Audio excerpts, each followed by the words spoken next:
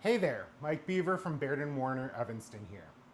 Are you thinking about buying a home in Chicago or on the North Shore, but you're not quite sure if a house, a condo, or a co-op is the right move for you? You're definitely not alone.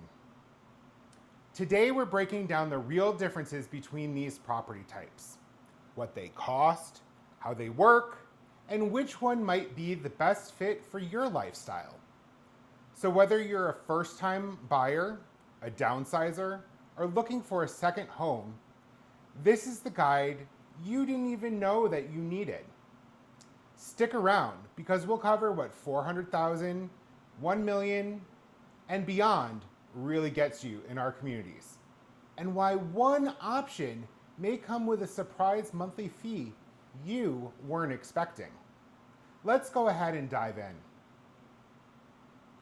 So first, what are we even comparing? A single family home is exactly what it sounds like.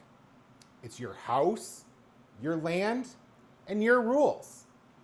You can paint it pink, plant a garden, put a hammock on the roof. I mean, maybe not the hammock on the roof, but you could. A condo, that's where you own your unit, but you share common areas. Like you could share the lobby, the roof, or the gym. You'll pay an HOA fee for that, and there are usually some rules.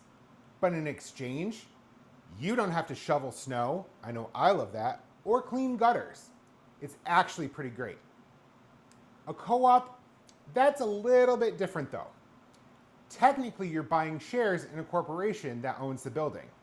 You don't get a deed, you get a lease to live in your unit. And yes, there is a board, and they will interview you. It's a little old school, but they've got charm and often more space for less money. So to recap, a house, you own it all.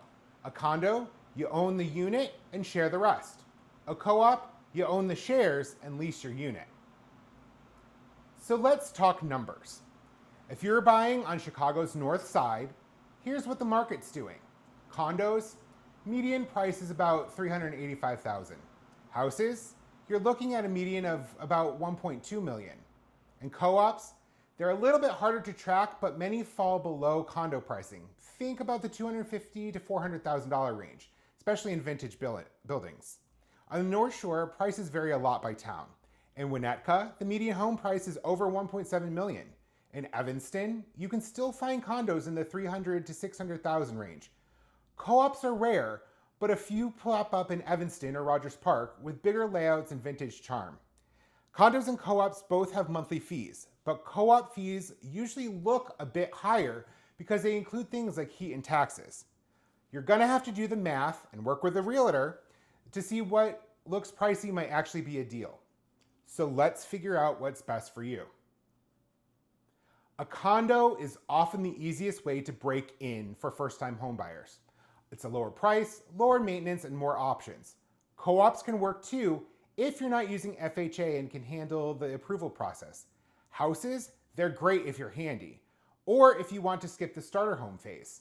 Just know you'll need more cash up front and a bigger emergency fund. Now, if you're looking to downsize, let's think more about right sizing, not downsizing. Condos and co-ops often offer ease, no stairs, no yard, no stress. Co-ops often come with a sense of community too. Think social committees, long-term neighbors. If you're cashing out of a big home, either could be a great lifestyle move. Just double check those monthly fees and what they include. Are you a second home shopper that's looking for a part-time city pad or a weekend retreat? Condos are your friend. You lock them and leave them. It's easy maintenance. Co-ops can work too, but you have to make sure the board allows part-time residents or second home ownership. A second house in, say, Highland Park, Winnetka, beautiful, but be ready for those taxes and maintenance, even if you're not there much. When it comes to loans, remember, houses and condos are easy. Conventional loans, FHA loans, VA loans, no problem as long as they're approved. Co-ops, you're going to need a special lender. FHA and VA usually don't apply. Some buildings require a larger down payment, or they could even require all cash. And what about your freedom? Houses? Hey, you get to do what you want. Remember that pink house and hammock on the roof we were talking about earlier? Condos have some rules, but mostly you're going to have interior freedom. Co-ops are stricter, and some boards approve renovations, restrict rentals, and expect you to follow their guidelines. So you have to ask yourself, do I want total independence, or do I want a low-maintenance community vibe? The choice is yours, and only you can answer that question. So what's the verdict anyway on all of these? If you want freedom and land, go for that house. But if you want convenience without the chaos, condos, they're a solid bet.